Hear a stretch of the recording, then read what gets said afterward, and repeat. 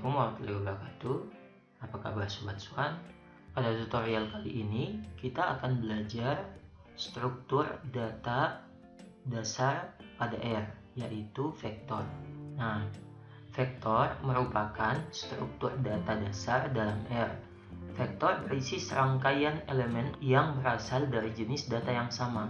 Jadi, dalam sebuah vektor tipenya harus sama atau jenis datanya harus sama, baik berupa logik, integer, karakter, dan yang lain. Vektor umumnya dibuat dengan menggunakan fungsi C atau concatenate, check atau sequence, wrap atau replicate, dan paste. Nah, ini contoh beberapa jenis vektor yang dibuat dari fungsi yang di atas. Nah, kita langsung saja. Oke, kita langsung mencoba di software R. Nah, pada pertemuan sebelumnya kita telah belajar tentang operasi aritmatika pada R. Pada hari ini kita akan belajar bagaimana membuat vektor, kemudian memanipulasi atau mengambil bagian-bagian dari vektor itu. Pada pertemuan ini kita akan menuliskan skripnya di jendela ini, yaitu di jendela script. Kenapa kita akan menuliskan di sini? Karena kita nanti akan menyimpan file yang telah kita buat. Sedangkan di konsol ini nanti akan keluar hasil atau hasil dari perintah yang akan kita jalankan. Oke, kita langsung saja. Pertama, di sini saya buat dulu. Ini untuk membuat vektor.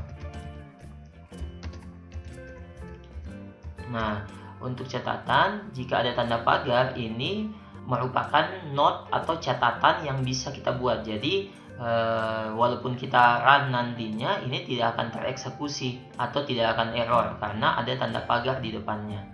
Oke, jadi untuk membuat note pada R menggunakan tanda pagar seperti ini. Oke, fungsi C.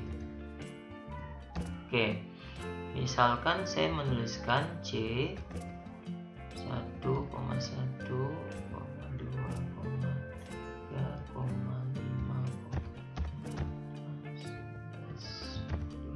misalkan seperti ini. Nah, ini sudah berbentuk vektor. Jadi perintah pertama untuk membuat vektor dengan menggunakan fungsi C. Kemudian kita running. Nah, di sini kalau kita belum run, di konsolnya tidak akan muncul. Oke, beda kalau kita langsung di konsol. Kalau di konsol kita enter langsung keluar. Nah, misalkan di sini kita bisa memblok atau bisa juga bagian dari baris keempat ini. Kita bisa menempatkan misalnya di sini atau di sini. Kemudian kita run. Nah, di sini outputnya sudah keluar. Oke. Nah, ini vektor tapi namanya tidak ada. Oke, bisa juga misalkan kita mau kasih nama misalkan X1. Nah, di sini kita run misalkan. Nah, di sini X1 sudah muncul. Artinya kita memberikan nama untuk vektor ini adalah X1. Nah, tapi tidak muncul nilai dari X1-nya. Ini baru perintah untuk mengeksekusi bahwa vektor X1 itu berisi 1, 1, 2 dan seterusnya. Nah, untuk memanggilnya kita bisa di sini kita tuliskan X1, kemudian kita run. Oke, di sini keluar atau bisa juga langsung di sini di konsolnya X1. Oke, selanjutnya misalkan kita buat lagi vektor berikutnya 2 sama dengan, ingat pada pertemuan sebelumnya kita sudah membahas bahwa tanda sama dengan itu bisa berupa tanda panah ataupun sama dengan sendiri, tapi yang umum digunakan pada pemrograman R yaitu tanda panah seperti ini. Oke, nah ini saya akan membuat vektor untuk karakter. Kan A, B, C. Oke. Kemudian, misalnya kita ingin panggil X2. Oke, selanjutnya kita akan membuat vektor menggunakan sequence atau fungsi sec. Di sini fungsi sec. Nah, fungsi sequence ini bisa berupa fungsi seperti ini atau bisa juga Kalau kita mau buat misalkan nilainya berurut dan lompatannya itu satu angka, bisa juga 1.2 10. Nah, ini bisa. Jadi kalau kita run, oke, salah satu yang harus diingat untuk merun bisa tadi kita klik ini atau bisa juga Ctrl Enter. Nah, ini cara pertama untuk sequence, juga sequence tapi nggak pakai fungsi. Oke. Nah, tapi lompatannya itu berurut 1, 2, 3 sampai 10. Kalau kita mau lompatannya 1, 3, misal langkah 2, kita nggak bisa menggunakan cara ini. Cara yang kita gunakan adalah fungsi sequence. Nah, fungsi sequence ini kita bisa tuliskan misalkan datanya mulai dari angka 1, oke. Kemudian sampai misalnya 10, koma. Nah, di sini misalkan mau loncatannya 2 kali. Nah, maka di sini koma 2. Atau kita bisa juga misalnya kita tekan tombol tab. Nah, di sini sebenarnya sudah ada keterangannya from, yang berarti bahwa datanya mulai dari angka berapa, kemudian to sampai berapa, kemudian by artinya loncat untuk setiap kelipatan berapa. Misalkan by 2. Oke, kita run. Nah, maka akan menghasilkan nilai 1, 3, 5, 7, 9. Oke. Nah, misalkan saya tuliskan X3 sama dengan sequence. Nah, misalnya dari 1 sampai 20. Di sini misalnya saya mau pakai length out. Nah, length out ini gunanya untuk membatasi sampai berapa banyak. Misalkan di sini saya cuma tuliskan 15. Kalau kita running X3, maka yang akan keluar adalah 15 bilangan. Jadi fungsi length out berguna untuk membatasi berapa banyak bilangan yang akan keluar atau membagi banyaknya bilangan dari 1 sampai 20 sehingga menghasilkan 15 bilangan. Oke. Nah, misalnya buat X4 sequence 1 sampai 20. Nah, misalnya by 0,5. Nah, supaya langsung keluar hasilnya kita kasih titik koma di sini X4. Kemudian run. Nah, ini langsung keluar hasilnya. Untuk setiap loncatan data untuk vektor X4 ini 0,5. Oke. Selanjutnya kita beralih menggunakan fungsi rep atau replicate. Fungsi rep. Oke. Misalkan saya buat P1, nama vektornya rep 2 sebanyak 3 kali misalnya. Nah, jadi fungsi rep ini berguna untuk mereplikasi atau menduplikasi beberapa bilangan. Jadi kalau kita misalnya mau membuat banyak angka 10 misalnya sebanyak 100 kali. Nah, ini cukup dengan menggunakan fungsi rep. Nah, saya langsung panggil juga P1, kemudian run. Nah, maka angka 2 ini diulang sebanyak 3 kali. Maka di sini yang akan keluar adalah 222. Oke. Selanjutnya misalkan kita buat bentuk yang lain, rep 1 sampai 2 misalnya. Nah, kemudian kita ulang sebanyak 4 kali. Oke. Apa yang kemudian kita panggil. Nah, jadi kalau kita mereplikasi bentuk sequence 1 sampai 2 misalnya sebanyak 4 kali, maka bentuknya akan seperti ini. Untuk selanjutnya, ini contoh lain untuk rep. Misalnya kita buat P3 rep misalnya 1 sampai 2 lagi. Nah, tapi kita ingin membuat di sini kan berurut 1 2 1 2 1 2. Nah, bagaimana kalau kita ingin membuat 1 1 1 1 2 2 2. Nah, caranya di sini koma kita tambahkan perintah each sama dengan 4. Oke, kemudian titik koma di sini V3. Kemudian, oke, jadi kalau kita menambahkan perintah each di sini, maka masing-masing dari data ini akan diulang sebanyak 4 kali. Oke. Nah, selanjutnya kita ingin membuat bentuk yang lain untuk karakter, misalnya P. Nah, koma, kita akan ulang sebanyak 10 kali. Panggil. Oh ya, di sini huruf kecil misalkan. Nah, jadi ingat di R ini sangat sensitif dengan huruf kecil dan huruf besar. Oke. Nah, jadi V4 ini kita akan membuat objek vektor yang berisikan pi tapi sebanyak 10 kali. Oke, kita lanjut ke fungsi paste. Sini kita buat dulu fungsi paste. Nah, fungsi paste ini biasanya digunakan untuk penamaan, baik penamaan untuk matriks, data frame atau yang lainnya. Nah, fungsi paste ini hanya bisa dibuat dalam bentuk string. Misalkan kita buat V5 sama dengan paste 1 sampai 12. Oke.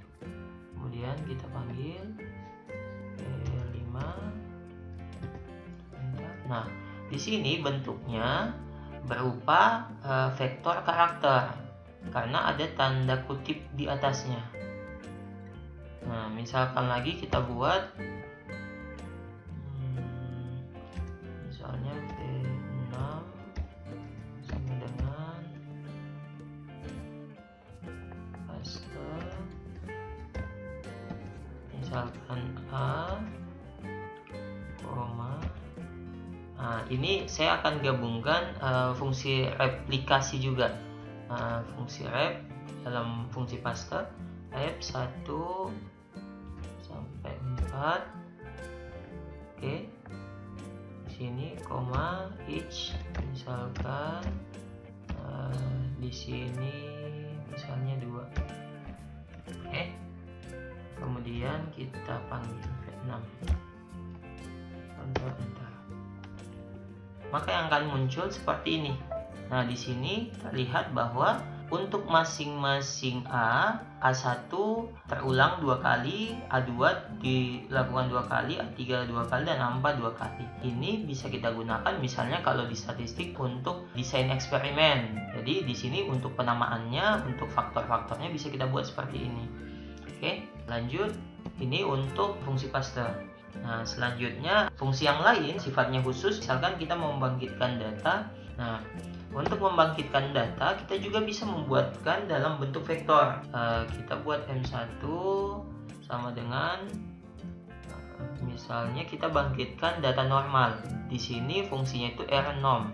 Untuk fungsi yang lain untuk pembangkitan data akan saya jelaskan di tutorial selanjutnya. Kemudian di sini misalkan saya bangkitkan sebanyak 100.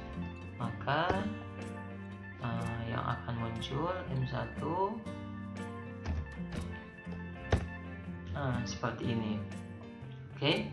Nah, selanjutnya untuk membuat huruf misalnya. Jadi kita nggak usah buat huruf misalnya A sampai Z atau A sampai E misalnya. Jadi ada fungsi khusus untuk membuat huruf. Misalkan di sini kita tulis huruf. Oke. Kemudian ini untuk huruf kecil. Letters. Nah, untuk huruf kecil di sini yang kita gunakan yang ini.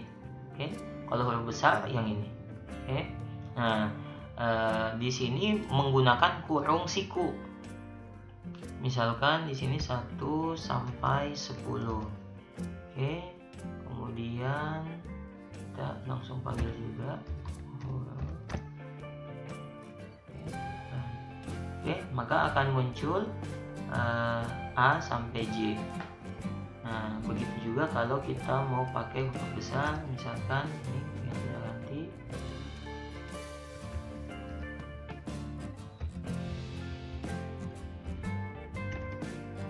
Oke. Misalkan 1 sampai 26.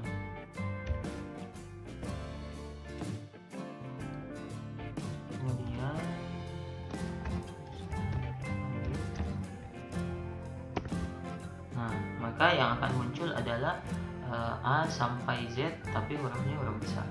Oke. Ini nanti bisa sangat membantu pada saat kita misalkan mau membuat misalnya penamaan atau yang lain. Oke, selanjutnya kita akan membuat bagaimana untuk memanipulasi ataupun untuk melakukan manajemen untuk data vektor. Misalkan di sini manajemen. Nah, untuk vektor sendiri bisa juga kita lakukan seperti operasi aritmatika pada umumnya. Misalkan di sini kita buat 2 dikurang misalkan X1. X1 data yang tadi, vektor yang tadi di sini X1, oke. Jadi misalnya kita buat seperti ini, maka yang akan muncul adalah artinya selisih dari 2 dengan elemen-elemen yang ada di X1. Oke, selanjutnya misalnya sama juga, misalnya kita mau buat kali perkalian 2 kali X1. Oke. Nah, selanjutnya misalkan kita ingin membuat misalnya pangkat X1 pangkat 2 misalnya. Kemudian Ctrl Enter. Nah, hasilnya seperti ini. Nah, bagaimana kalau perkalian antara vektor? Misalkan vektor yang sama X1 dikalikan dengan X1, maka hasilnya setiap elemen langsung dikalikan, sama kayak seperti tadi X1 pangkat 2. Oke, selanjutnya misalkan ada sebuah vektor, kita ingin ketahui berapa banyaknya elemennya. Misalnya untuk X1, kita ingin mengetahui berapa panjang elemennya tanpa harus kita hitung satu per satu. Maka kita bisa menggunakan fungsi length. Akan umum kita temui pada saat kita melakukan programming menggunakan R. Di sini misalnya length X1. Oke. Nah, maka di sini akan muncul banyak elemen untuk vektor X1 itu sebanyak 8. Selain itu, misalkan kita ingin mengetahui kelas dari vektor tersebut atau tipenya, kita bisa menggunakan type of misalkan di sini X1. Nah, di sini tipenya adalah double. Nah, bisa juga misalnya kita type of untuk huruf misalnya ini. Oke, kita masukkan di sini huruf. Oke, nah di sini tipenya adalah karakter. Selanjutnya adalah bagaimana untuk mengambil hanya beberapa elemen dari vektor tersebut. Misalnya untuk data X1. Nah, untuk mengambil elemen atau mengambil sub dari vektor, kita menggunakan kurung siku. Caranya adalah X1 ini nama vektornya, kemudian di dalam kurung siku ini kita mengambil elemen keberapa dari vektor itu. Misalnya saya tuliskan di sini 1 sampai 3. Oke. Nah, maka yang akan terambil itu elemen ke-1, 2 dan ke-3. Oke. Nah, misalkan lagi kita tuliskan di sini X1, oke, misalnya 1, kita akan mengambil elemen ke-1, ke-4 dan ke-7. Oke. Nah, maka yang akan terambil adalah elemen ke-1, ke-4 dan ke-7. Nah, selanjutnya, misalkan kita tidak mau mengambil nilai atau data yang pertama sampai ke-3, maka di sini caranya adalah X1 kita kasih minus 1 sampai 3. Oke. Nah, maka yang akan terambil nilai-nilai selain dari 1 sampai 3. Nah, misalkan kita tidak mau berurut, bisa juga kita tuliskan seperti ini, X1 minus C 1,3,7 misalkan. Nah, maka yang terambil adalah selain elemen ke-1, elemen ke-3 dan elemen ke-7.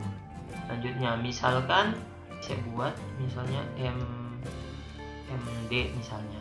MD sama dengan, nah, kita akan mengambil bilangan yang lebih besar dari angka 5. Kalau yang tadi kita mengambilnya secara posisi, sekarang kita akan mengambil elemennya berdasarkan nilainya atau besarannya. Nah, misalkan di sini X1 kita tuliskan, nah, ini kita tulis kembali X1 lebih besar daripada 5. Nah, jadi kalau kita menggunakan perintah seperti ini, maka kita akan mengambil data yang memiliki nilai lebih besar dari 5. Kemudian sekarang kita panggil. Nah, maka yang akan muncul adalah bilangan-bilangan yang memiliki nilai lebih besar daripada 5. Oke. Selanjutnya, sekarang kalau kita mau mengetahui bahwa bilangan mana saja yang lebih besar misalnya dari angka 5, X1 lebih besar daripada 5. Nah, terlihat vektor yang terbentuk di sini adalah vektor yang berupa benar salah. Di perintah ini kita ingin mengetahui bahwa nilai atau elemen mana yang memiliki nilai lebih besar daripada 5. Nah, maka untuk elemen 1 sampai elemen ke berapa? Ke 5 ini false semua. Artinya dia tidak lebih besar daripada 5. Kemudian untuk ke elemen ke-6, ke-7 dan ke-8 ini true semua. Ini artinya ketiga nilai ini lebih besar daripada 5. Oke, cukup sekian untuk pertemuan kali ini. Semoga bermanfaat. Pertemuan selanjutnya kita akan membahas tentang matriks di R. Jangan lupa like and subscribe. Terima kasih. Assalamualaikum warahmatullahi wabarakatuh.